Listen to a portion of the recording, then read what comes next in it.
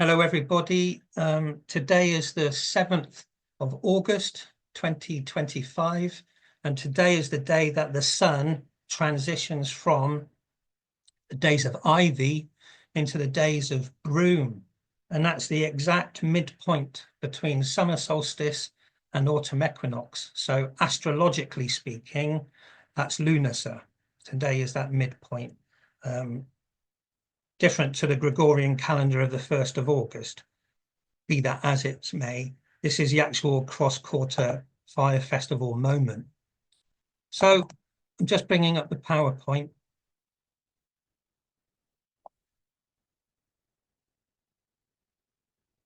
Okay, so just very quickly then, today we're going to talk about the Grove Card Nemetona from the Ogham Grove Oracle deck. This year, that's what we've been doing, is looking at the Grove cards, and she's a really fascinating topic. And part of the fascination of her topic is very little is known about Nemetona. So it involves lots of guesswork, which I have been doing for a while, and I'll talk us through some of those ideas. For the basic law of BROOM, you want to look for BROOM 2022. For herbalism relating to BROOM, you want to look for BROOM 2023. For which gods and goddesses correspond with BROOM, look for BROOM 2024. This year, like I said, the Grove cards. So what is or who is Nemetona? Nemetona is a word that is more of a title than a name. It means she, as in female, not as in fairy, but she of the sacred grove. So any goddess of any particular grove or nemeton is Nemetona. So simplistically, druids were thought to have met in groves, and nemeta. Nemeta is plural for nemeton, and if a grove is a church, then a nemeton is a cathedral. So it's like a great big grove or even a small forest sort of thing. And so Nemetona, with the A on the end, means the goddess of the grove. So I'll talk you through my own personal exploration of Nemetona, and that might lead to some understanding of this Grove card on the left, which originally came from book one of my dad's books, The Chronicles of Ogres, and it's the illustration for the yew tree. So if you look at the picture on the left, there's a circle of red yew berries, which are actually called arils. They're more like little red cups than round berries. They're called arils. So closer to home then, in the Glastonbury area, there's a famous well known as Chalice Well. And in the 1960s, archaeologists did an excavation at Chalice Well to see if they could find any evidence of 1st century Christianity because of the legends of Joseph of Arimathea. They didn't find any evidence of 1st century, bless you, sorry, 1st century Christianity. What they did find is random. They found big stumps of yew trees around the well, which the archaeologist dated back to Roman times. And in his book about Glastonbury archaeology and mythology, the archaeologist Philip Ratz speculated that Chalice Well may have been a yew grove, a natural organic yew grove. And he randomly stated that in the ancient world, yew groves were sacred to the goddess Hecate or Hecate. So that's just a fascinating thing. But, you know, Hecate is Greek. And to the Romans, they saw Hecate as Diana, which I'll talk us through. But this led me to pondering who would be the Celtic British Hecate. You know, what deity would there be at Chaliswell, at a yew grove? So that led me on my own journey in looking into Nemetona, because Nemetona is my hypothetical conclusion, and I'll talk you through my logic. So what do we know about Hecate then? You know, the goddess who had yew groves as her sacred groves. Well, traditionally, she's three-formed. She's usually depicted like these two images. It's like three women in one. And we'll look at that in a little bit more detail further on. But it's also very Celtic to have a triple goddess. The goddess Bridget is triple. In Welsh tradition, King Arthur's queen was three Queen Guinevere's. So it's a sovereignty, triple sovereignty goddess. If you look very carefully at the headdress of the three figures, especially the one on the left, the central figure has a circle with a dot in the middle. That's a old symbol for the material realm or earth. The figure on the left has spikes coming up. That's known as a mithra. They're sunbeams. So that's sunshine. And the figure on the right has a crescent moon. So although it's a triple goddess, three faces of one goddess, it represents three realms. There's the solar realm of the sun, there's the lunar realm of the moon, and there's a material realm or even underworld realm. The realm of the earth can be beneath the earth, the mycelium, and the underworld. So lots of guesswork about Hecate, but that she may be a goddess of three realms is an interesting idea. So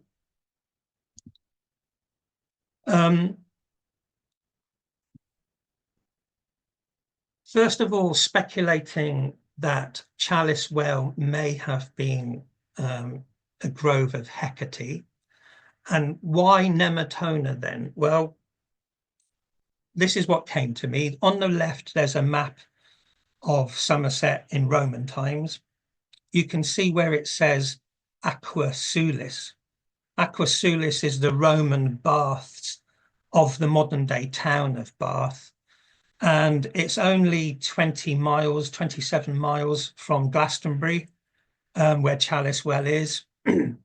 And the stone on the right-hand side is an altar stone from Aqua Sulis. So this stone is only 27 miles from Chaliswell, and it says Nemetona on it. It's the closest inscription of Nemetona to the Glastonbury area, but there aren't many inscriptions within the area. You have to get to big places like Bath or Ilchester to find altar inscriptions. Most of the levels are Roman villas with mosaic floors, but provably Nemetona was in the Somerset area. There's a close-up of that stone. You can see it says Nemetona. So the name Nemetona, as I said, just means she of the grove. And whilst there's no specific evidence that she was threefold, as I said, Bridget is triple and Guinevere is triple. And in Bath, Aqua Sulis, there's this depiction of a triple goddess. So I'm not saying this is a depiction of Nemetona, but it's from the same location, the same era, the Romano-British era. And this threefold figure is how I saw Nemetona originally. So this isn't ancient lore. This is just me and my own inner visions. So when I first saw, or when I first meditated upon Nemetona, all I could see, I was looking for some sort of Diana goddess with a bow and arrow, because the Romans saw her as Diana, or saw Hecate as Diana. But all I could see was three cloaked figures. And the three cloaked figures were veiled. You couldn't even see their faces. So it was just like three grey cloaks is all I could see for Nemetona. And I wouldn't read too much into that. It might just be at this moment in time, it's hidden from me. But some sort of expression was threefold. So this is a recurring carving throughout Romano Celtic Britain as well. They call them the Geni Cucullati, and it just means the cloaked spirits, the spirits in cloaks. That's all it means. But they're always depicted as a trio. So whether it's related to these characters from Aquasulis or not, we don't know. But it is evidence that in Romano-British times, the time of Nemetona, these three cloaked figures are contemporary. Now, if you look above Nemetona, it's hard to read, but at the top it says Lucetios Mart, and that's a god called Lucetius Mars, which means like shining, radiant Mars, is a consort to Nemetona. They're like a couple. And so she's the goddess of the grove, and he's some sort of shining Mars. And Mars originally wasn't a god of war. He was a god of fertility, the sexuality of nature, and possibly a god of healing. So this kind of forest goddess is being consorted by a radiant, shining fertility god. And often that kind of Sylvanus masculine spirit of the woods is accompanied by these three hooded figures. Anyway, it's just something to be aware of. We are looking through a thin window at small jigsaw puzzle pieces. Now, Britain was Romanized for 4 centuries, really, 3.5 centuries. And Hecate is Greek, but the Romans interpreted Hecate as Diana. And they called Diana Triformis or Diana Trivia. So it's either Diana of the three forms or Diana of three ways, three pathways, Trivia. But usually Diana is depicted with stags or deer, with a bow and arrow, a lot like Artemis, who is Greek. So if you were looking for groves of Hecate in Britain, the Romans would have interpreted it as groves of Diana. So then you would be looking for Roman groves of Diana, Nemetona, to try and figure out what the British goddess would have been for that area. Here's a later map of the Somerset area. In the middle, near the top, you can see it says Isle of Avalon. So this map dates to the mid-1600s, and it's from a book called Polyolbion. But the main figure I want you to draw your attention to is that the Isle of Avalon area is the wet seamoors, the flat levels of Somerset, and then to the right you get the rising hills that take you towards Wiltshire, and that's a Artemis Diana figure called Selwood Forest on this map in the 1600s. We now know this area more familiarly as Stourhead and Longleat. They're big manor houses of that area, but to the Saxons they knew it as Selwood Forest. To the Romans, they called it the Silva Magna, the Great Forest, and the Britons called it Coit Moor, which means Great Forest. So this figure with the bow and arrow, just like Diana, still relevant in the 1600s on this map. And all of the rivers of Somerset are little naked ladies. Really, they're river nymphs, they're eternal spirits of place. But it's just an example of spirits of the land and understanding that traveling right through the centuries to the 1600s in the 17th century. So Diana isn't Celtic, of course, but her symbols of a female with deer can easily be transposed to Celtic iconography, where you do have female figures with antlers. So whether it's Diana with her stags or women with antlers, it's a similar sort of thing. Again, we don't know who Nemetona was, but if she's similar to Diana, that's really important.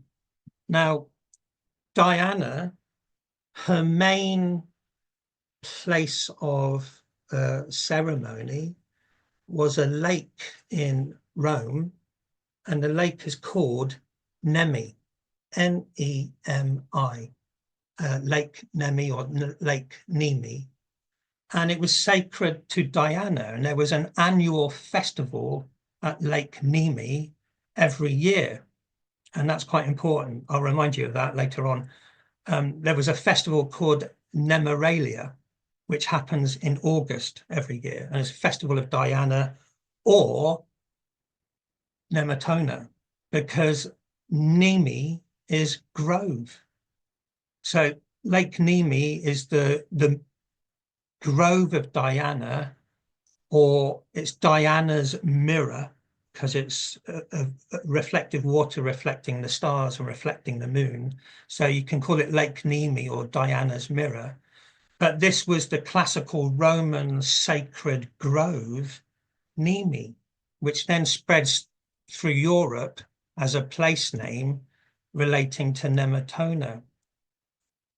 In modern paganism, these antlered goddesses since the 1980s express themselves through the lore of Ellen of the Ways and the reindeer goddess and so on, which we'll touch on. But it's kind of showing a continuation of the green woman, the she of the sacred grove. Now, because my head is a bit stuck in Ireland with the fairy tradition, whenever I say she, I think of the spirits, the shining spirits, Sidhe. But when we're saying Nemetona, she of the sacred grove, we mean woman of the sacred grove. So who is the woman of the sacred grove? Well, she could be any goddess of that area, of course, because it's just a title. If it was an area of the Brigantes tribe in northern Britain and it was Brigantia, then Brigantia might be she of the sacred grove. Just as an example, in Gloucestershire, Rosmerta is the main goddess, or even Cuda. So Cuda could be she of the sacred grove for the Gloucestershire area. So it's a title meaning that the goddess of that area, it's her sacred grove, or Nemetona means that. Anyway, so I'm going to talk us through some triple awareness, which we're already aware of with these three. So this is why I chose to talk about Nemetona right now with the days of BROOM. So right now we're going into the days of BROOM, and then we'll be going into the days of Blackthorn, and then the days of Elder. And already we've kind of observed there's a lot to contemplate with BROOM, Blackthorn, and Elder being a kind of expression of the triple goddess within the Ogham Grove. And I would encourage people to look at BROOM 2024 to really get into BROOM as the Grail Maiden, the maiden of the heavenly cauldron and so on. But this trio, this triple goddess, isn't the only way of looking for a triple goddess with the Ogham Grove. So although this could be an expression of Nemetona, there are other ways of looking for a triple goddess within the Ogham Grove. But it felt right to do it now with BROOM before we descend into the mysteries. And I would still place Nemetona with the yew tree. So three figures then, here aspen tree, yew tree and birch tree, may be representing those three hooded figures at the darkest part of the year. So you've got death with the aspen tree, and then rebirth with the yew tree, and then brand new beginnings with the birch tree. That themselves is a rather nice expression of Mother Nature at the darkest part of the year, the veiled part of the year. So you could look at her that way, as a threefold goddess of the grove. Another way of looking at Nemetona is that she's the goddess at the center of the grove, but within all three of your realms. So there's a Nemetona in your lower cauldron, a Nemetona in your middle cauldron, and a Nemetona in your upper cauldron. And from a bird's eye view, it's all one cauldron with Nemetona in the middle. And Broom is the goddess of the cauldron, which leads on to Blackthorn being Ceridwen and her cauldron and all those ideas. So a triple aspected Nemetona could relate to the three worlds, just like Hecate is solar, lunar, and earth or underworld. So it could work that way. So that's how I decorated the Nemetona card. If you look carefully at the cheekbone of each of the three faces, the one at the top has holly to represent the winter time, like she's the bride of winter. And the one on the right-hand side has May blossom. So on the right-hand side, she's the bride of May, May Queen. And on the left-hand side are the yellow flowers of the broom. So that's Lunacy, that's right now. So there she's the late summer harvest bride. But it's kind of like the goddess changing through the seasons, through the yew wheel, expressing that. Now, I think that's the last of my slides. Yes. So here's a thing. It's just a glimpse then into who or what is Nemetona. We can never really know, and we'll talk about that afterwards. There was a tribe in Northern Europe that straddled the territories between Gaul and Germania. So they're considered a Germano-Celtic tribe, not knowing for sure which they are. And they were called the Nemetes. Just like in northern Britain, you got the Brigantes. They were the people of the goddess Brigantia. So the Nemetes between Germany and Gaul were the people of the goddess Nemetona. And for some reason, there's the inscription at Bath showing Nemetona married to the radiant Mars. So these are scraps. That's all we have other than the name She of the Sacred Grove. Now, tomorrow we're starting our third annual Ogham Grove gathering in Somerset. Our first one was in 2023, and it just happened that the final day, could we do a Friday, Saturday, Sunday, and it just happened in 2023 that the final day was the 13th of August. And that was just brilliant because the festival of Nemetona, of Diana at Lake Nemi, the Nemoralia, festival of the Nemetons, the sacred groves, goes from the 13th of August to the 15th of August. It's like a 2-day festival time for the sacred groves.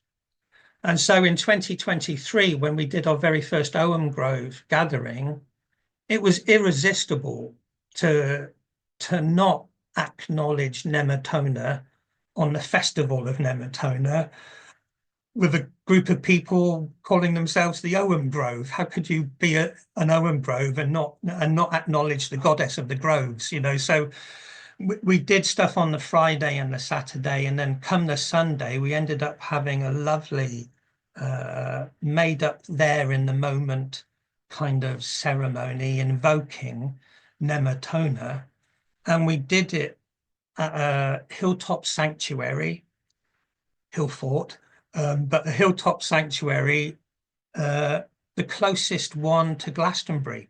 So the closest Iron Age hilltop enclosure to Glastonbury, we invoked Nemetona in 2023.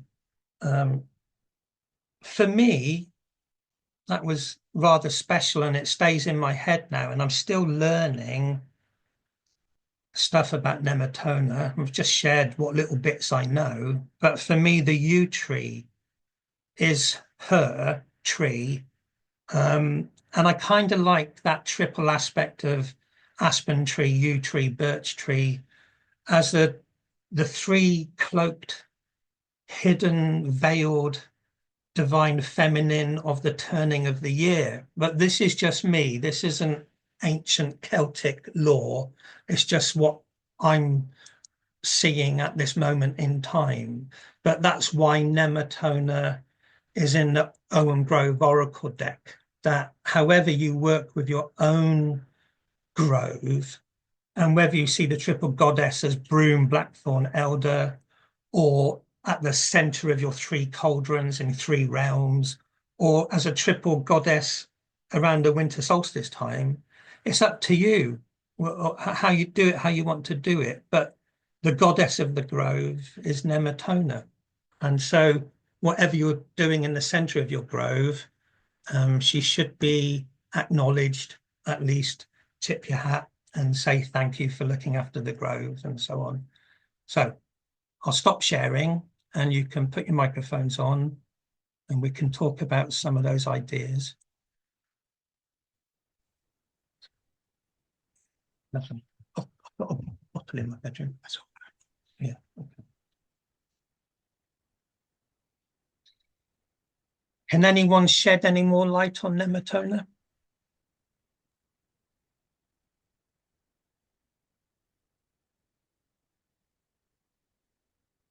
I really enjoy the three aspects. I think that like Diana, they all combine to bring you the whole complete picture of Nemetona. And it's perfect that she sits at you because it is the culmination. And she is the culmination. The logic for placing her at the yew tree was simply because Hecate had yew groves. So that's placing a traditional triple goddess with the yew tree. Rather than broom, blackthorn, and elder, it's just that yew tree has that classical Greek lore. The Druids did use Greek as a trade language, so there was some sort of exchange of ideas with Greek and Celtic culture. And Druids also use triads, so it's it's just perfect, I think.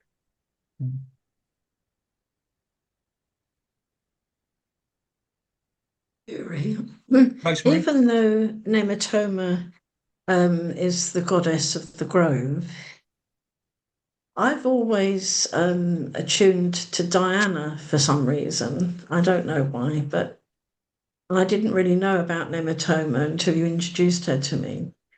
One of the things that I have noticed about Diana is that she is very much connected with water.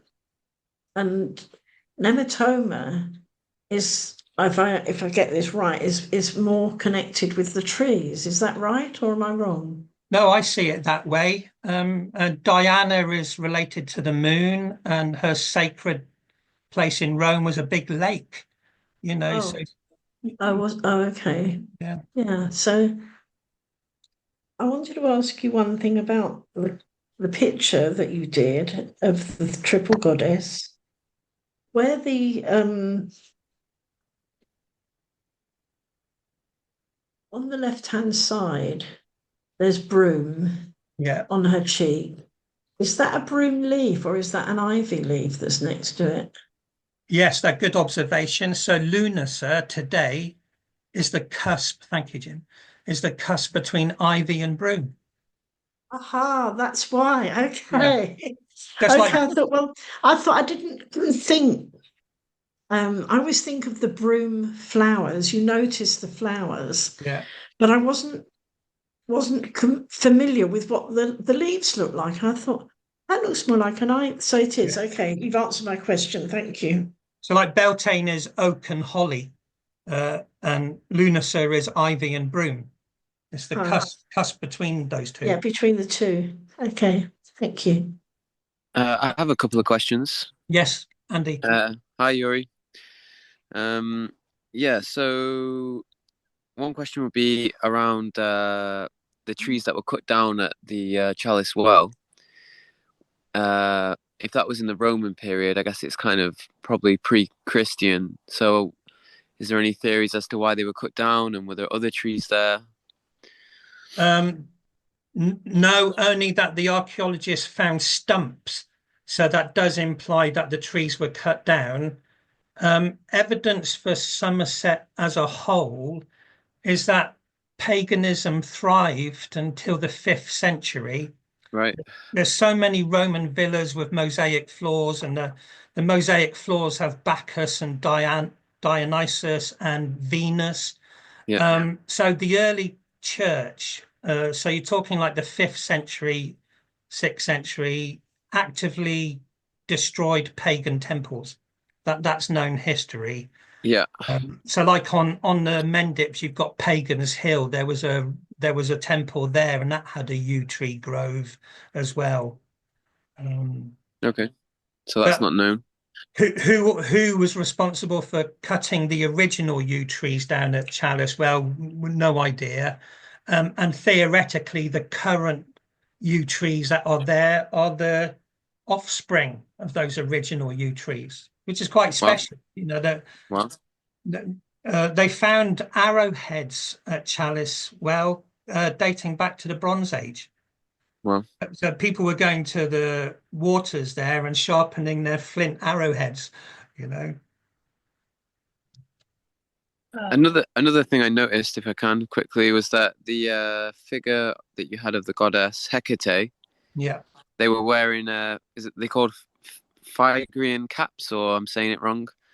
Yeah, I know what you mean. I say Phrygian, but I don't know if I don't know if I'm saying it right either. It's a special kind of hat, a bit like a Yeah, Smurf, yeah, and or a garden gnome, and it's Persian. So right, the mystery god of Persia is Mithras, and he yeah. has that Persian floppy hat. Ah, okay. Yeah. So that there's a relation there between Hecate and Mithras. Yeah, and so Mithras on Hadrian's Wall is holding a torch for this time of year, this cusp between Leo the Lion and Virgo, Yeah, which is Broom. Broom is that cusp. Was the time for descending into the mystery schools. yeah, yeah, And because you're descending down into the darker months of the year, symbolically going into the down into the dark, yeah, you need a torch. You need a torch to light the yes, way. So Mithras at the cusp of Leo and Virgo is holding a torch, and the figures of Hecate are holding torches because they're going to lead people into the darker mysteries, the hidden things. yeah, And at Lake Nemi with the Nemoralia, you can look all this up online. The yeah, Nemoralia was a festival of torches. right. You've got the Lake of Diana, but they're waiting until sunset and they're lighting all their torches around the lake. Okay.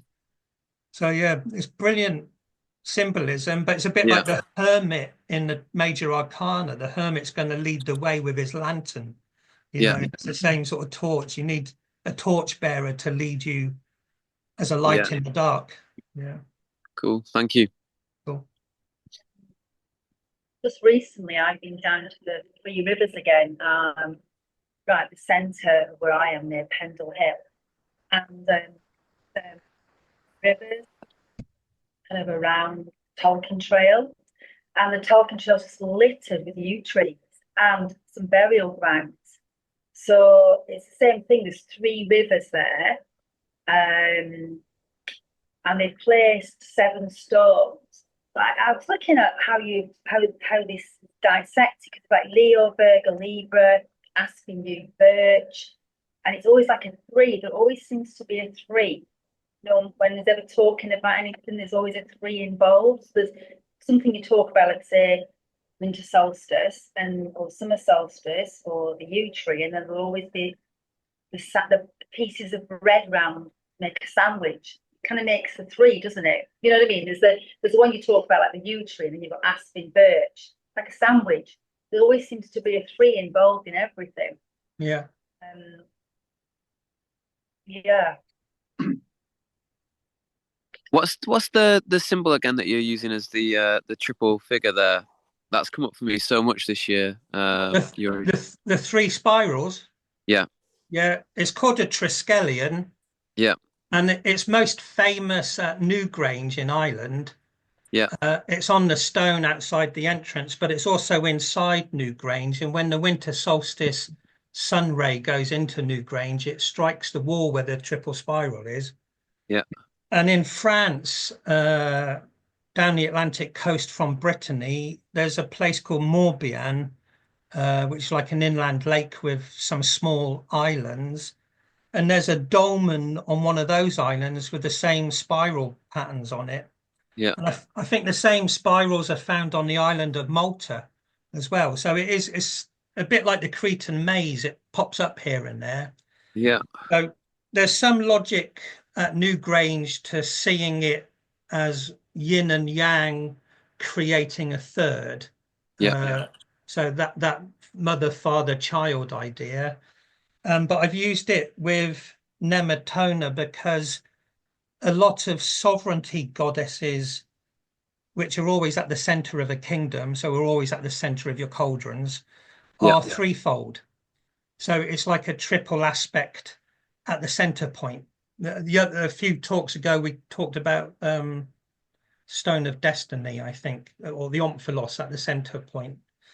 So Ireland was 3 goddesses, and Ellen in Wales, in the story The Dream of Max and Lledeg, which is in the Mabinogion collection, the Emperor of Rome has to build her 3 cities, and they are modern day Caerleon, Carmarthen, and Carnarvon.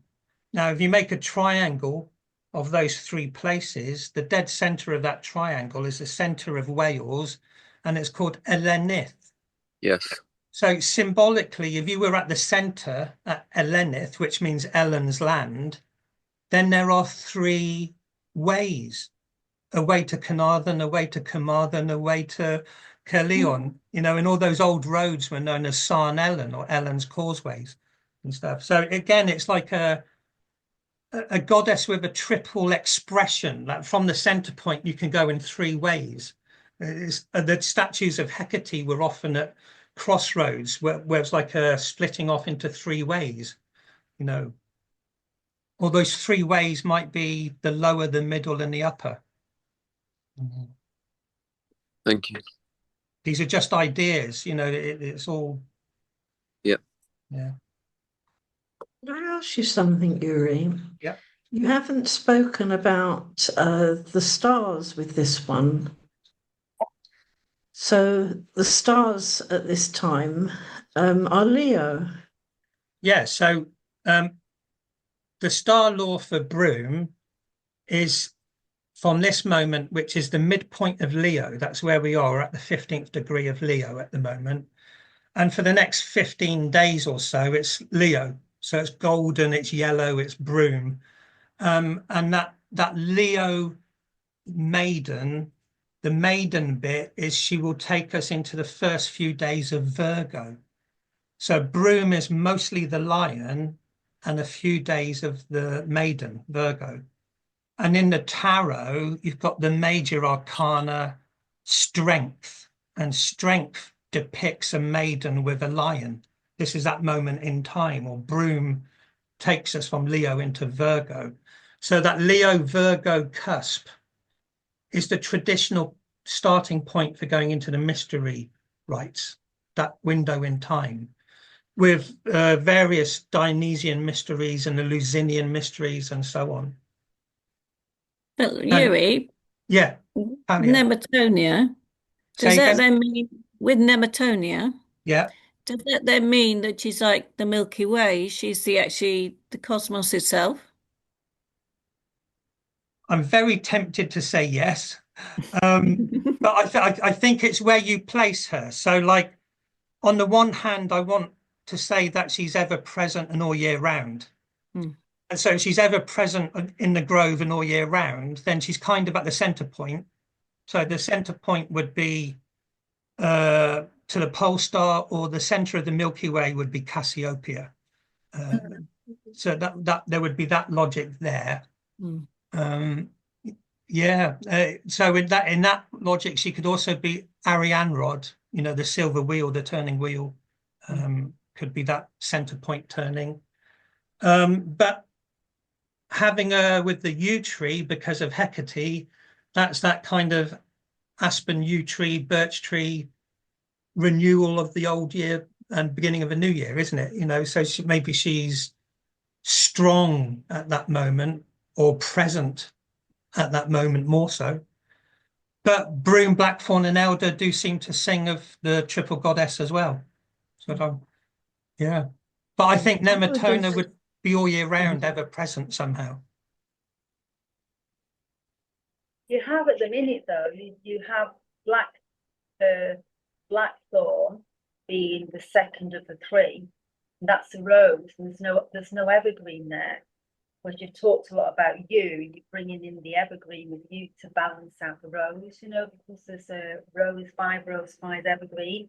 But the more with Broom, Blackthorn, and Elder, there's only the rose in the middle.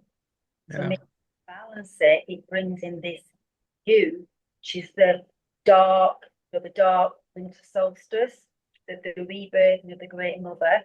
We've also got the Great Mother here in the Blackthorn. She is the mother of the roses, isn't she? So you've got the Blackthorn and the yew coming together as a real dark depth. So the Broom. Yeah, the yew tree is very special because it's anchoring the evergreen pentagram at winter solstice. So that's pretty huge, isn't it, really?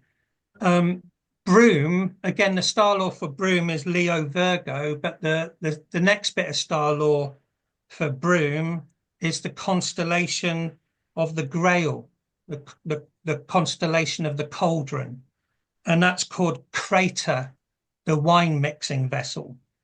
And so that was the cauldron, or the proto-Grail of mystery cults. They used it for mixing the wine for the ceremonies and the rituals. So it's right next to Blackthorn as Peregrine with her cauldron and stuff. But that makes Broom the Grail maiden. That sounds quite magical to me. It's like cauldron of magic, and you're bringing in Hecate as well. So it's very, very magical and connected with you. You go into the real depth of the mysteries. Here's another observation, is that Broom, Blackthorn, Elder as a triple goddess are there at the beginning of the mystery moment. When you descend into the mysteries, they're there at the beginning, and aspen, yew, birch are the conclusion. So there's kind of like a three females at the beginning and 3 females at the end of the 4th ACMA, so they're kind of there throughout the process, if you like. So you've got the Grail Maiden right now, and then the conclusion is the yew tree of I always tend to see aspen and birch because they're both very white. I see them as pillars from the mysteries into the existence. Like a monad coming through. I always see these 2 white pillars when I look at aspen and birch. One takes you down into you, and one brings you back out. But the pillars. What you're saying makes sense to me. Yeah. Nemetona is in the British landscape in different places. So she's at Buxton. In Buxton, she's known as Arnemesia. but they were sacred waters again. Aqua Artemisia is a version of Nemetona. And there's quite a few places in Devon called Nemed or Nymph, even Nymph, are thought to be derived from Nemetona or Sacred Grove. So you get into a grey area. Is it the goddess or is it a sacred grove? Because the name is the same.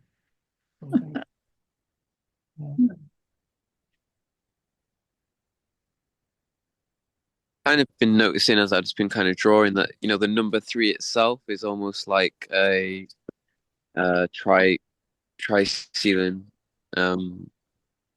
Yes. but in a different shape. It's a little bit like the Om symbol. Yeah. Yeah. And But the word tone in Nemetona, there's like tone is there. yeah. I was just thinking of Talia in France. Talia was talking about sacred sound. And, you know, there's some druids do Arwen as 3 different tones. And the three spirals could be 3 tones, couldn't they? They could be three vibrations. Yeah. Huh. Yeah, interesting. Yeah. Yes. Oh, that's interesting. I was thinking that, but I didn't say it. How would you draw 3 vibrations? It is kind of Yeah. coming from the same center point, but spiraling out Yeah. as 3. Maybe that ties in with your heart, head, and sort of the Dantium space, the womb space. You've got 3 different vibrations of creation. Yeah. Different tones. And also you have 3 secondary colours in a colour wheel and 3 primary colours. I got one other thing as well, which is all the Ogham letters are actually like a 4 lines. Yeah. Because they're all crosses, aren't they?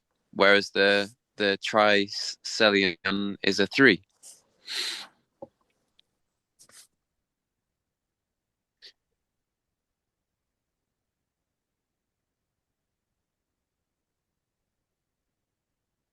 Anyone else before we get into the meditation? Vanya, I'm sorry I couldn't let you in. I can't when there's a PowerPoint on. It sounds off. Okay, then. I'll stop recording and put your microphones off and we'll do our meditation.